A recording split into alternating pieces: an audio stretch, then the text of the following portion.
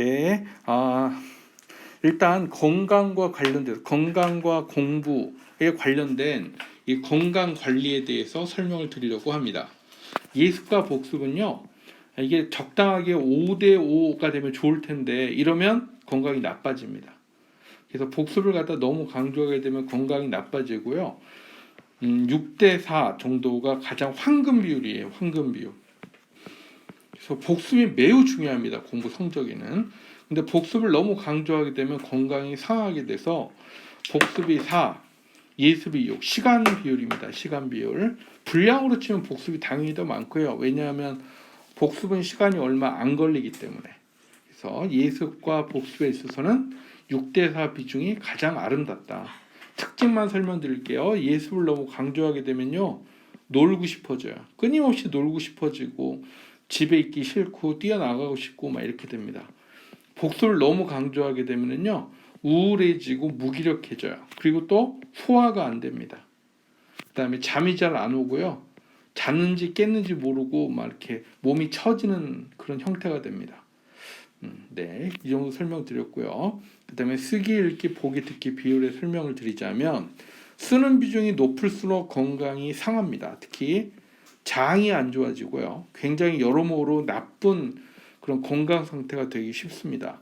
그래서 쓰기 비율이 1대, 읽기가 한 2대 2에서 3, 그 다음에 보기가 4에서 7, 이 정도 되는 게 좋습니다. 그리고 듣는 거는 플러스 알파예요. 왜냐하면 다른 걸 하면서 할 수 있으니까. 그래서 쓰는 거는 이 10%가 넘어가면 몸에 좋지 않습니다. 그래서 읽기나 보기 위주로 해야 되고요. 듣기는 플러스 알파로 해주면 좋습니다.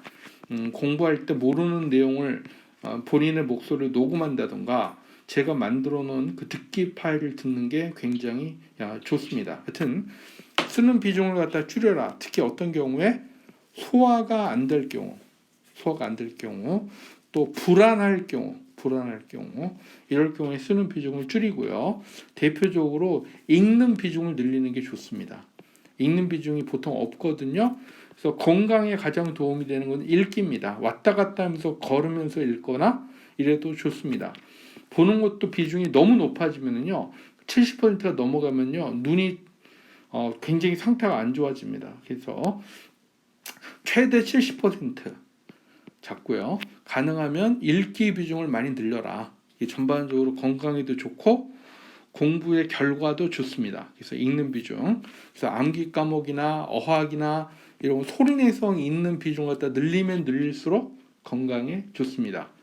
쓰는 걸 갖다 또 너무 많이 하게 되면요, 긴장성이 많이 생깁니다. 즉 시험이 다가오면 막 두근두근거리고 떨리고 이렇게 되는 거는요, 이 쓰는 걸 갖다 많이 공부하는 학생이 이렇게 됩니다. 왜냐하면 쓰면서 공부하게 되면 너무 느린 리듬이라서 시험 때도 써봐야 기억이 납니다. 그러면 어떻게 돼요? 시간이 부족하게 되죠.